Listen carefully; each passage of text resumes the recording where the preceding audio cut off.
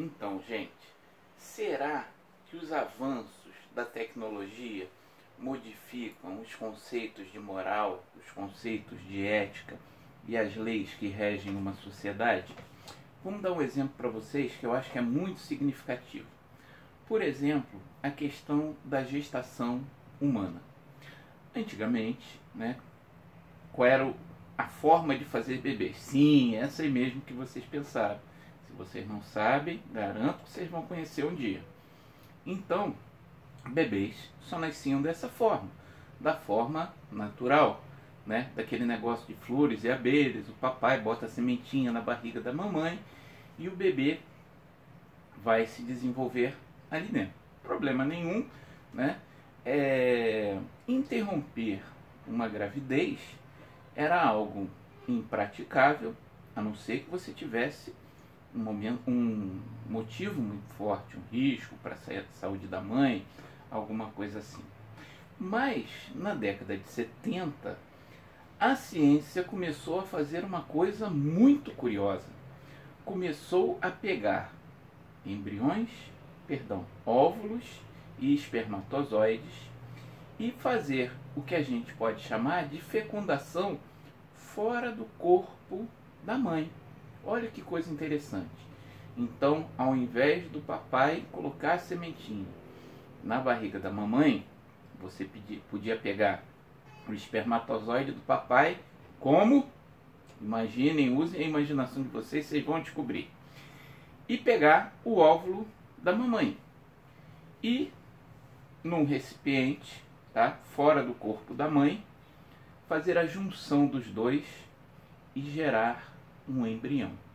Ou seja, um conjunto de células que ia começar a se dividir, que tinha uma carga genética diferente do pai e da mãe.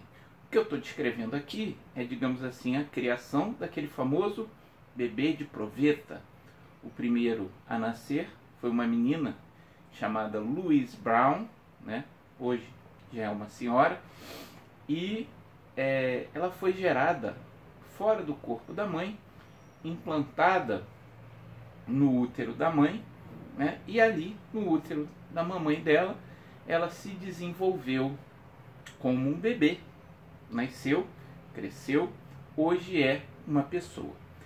E o que isso tem a ver com o que eu estou falando aqui de questões morais, de questões éticas, Porque veja bem, agora um bebê pode ser gerado, ou pelo menos um embrião, pode ser gerado fora do corpo da mãe. Então eu pego esse embrião, que é oriundo da junção do espermatozoide do pai e do óvulo da mãe, e faço o que com ele? Eu posso implantar no corpo da mãe, ele vai se desenvolver como um bebê. Mas eu posso também congelá-lo. Não posso? Posso deixar esse embrião congelado. Para quê? Eu posso, no futuro, colocá-lo dentro do corpo da mãe de novo. E aí a gente começa a ter várias questões que, como eu digo a vocês, a técnica nos trouxe e dizem respeito à moral e à ética. Vamos dizer hipoteticamente, o pai e a mãe fizeram esse embrião que está lá congelado. O pai morreu. A mãe deseja ter um filho desse pai. Será que ela pode? Porque isso vai implicar questões. Será que o pai queria? Questões de herança. Será que os outros filhos acham que aquele embrião, que ainda é uma possibilidade de ser um ser humano ou não, deve ter direito à herança também? Quem decide? E se ele fica lá congelado e nunca vai realizar o potencial de ser um ser humano? Será que eu tenho o direito de usá-lo, por exemplo, em pesquisa de célula-tronco?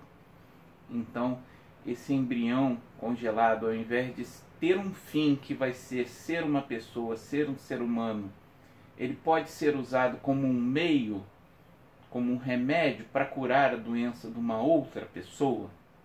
Digamos, por exemplo, que ele está lá congelado e um casal de mulheres lésbicas, homossexuais, quer ter um filho. Eu posso doar esse embrião para essas mulheres? Então, esses exemplos são para mostrar a vocês o quanto a tecnologia, o avanço da tecnologia, mexe, obviamente, com os conceitos da nossa sociedade e vai implicar em conceitos de ética e de moral. Hoje em dia, por exemplo, a gente tem, nesse mesmo exemplo do embrião, técnicas que nos permitem identificar a carga, o conteúdo genético daquele embrião, mesmo dentro do útero da mãe. Então, por exemplo, na Europa já existe um movimento, né, já digamos assim, existe uma prática médica de que você pode retirar embriões que seja detectado que possuem síndrome de Down. Então, eu estou definindo que aquele embrião não merece se desenvolver e chegar a todo o potencial de ser humano, porque ele tem um gene deficiente, uma trissomia no cromossomo 21. E há um movimento das mães que têm filho Down contra essa prática, porque dizem que essa prática é discriminatória para as crianças que têm Down. Então quer dizer que alguém que tem Down não merece viver? Vejam, hoje é diferente, a gente está falando de embriões, tá? De um conjunto de células indiferenciadas. Será que é a mesma coisa que eu jogar a criancinha do precipício lá em Esparta? Eu não tenho uma resposta para isso, né? Mas nós vemos que a ciência, a tecnologia, o seu avanço vai trazer para nós questões que não eram antes ventiladas. Questões que vão modificar os conceitos de moral, os conceitos de ética e as leis que regem a nossa sociedade. Como definir o que é correto, o que não é correto. Nesse curso, na parte de bioética, nós vamos tentar falar um pouquinho disso para vocês. Não dar, talvez, uma resposta definitiva, porque essa resposta, como vocês podem perceber, não existe. A bioética, a ética, não é um manual que eu vou dizer, olha, isso é correto, isso é incorreto, faça assim, não faça assado. Isso não se chama ética, isso se chama ditadura, né? Então, eu não posso assumir um ponto de vista de um determinado grupo, de uma determinada época, de um determinado grupo social como certo e definitivo. Isso vai variar de acordo com a sociedade, de acordo com o tempo, de acordo com a mentalidade dos grupos que compõem aquela sociedade. Por isso, não é algo simples.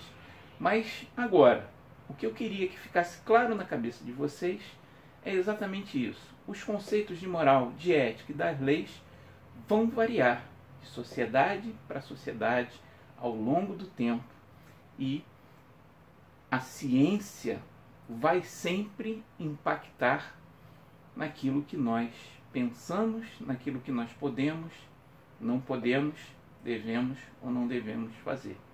Você já parou para pensar nisso? Pensa aí.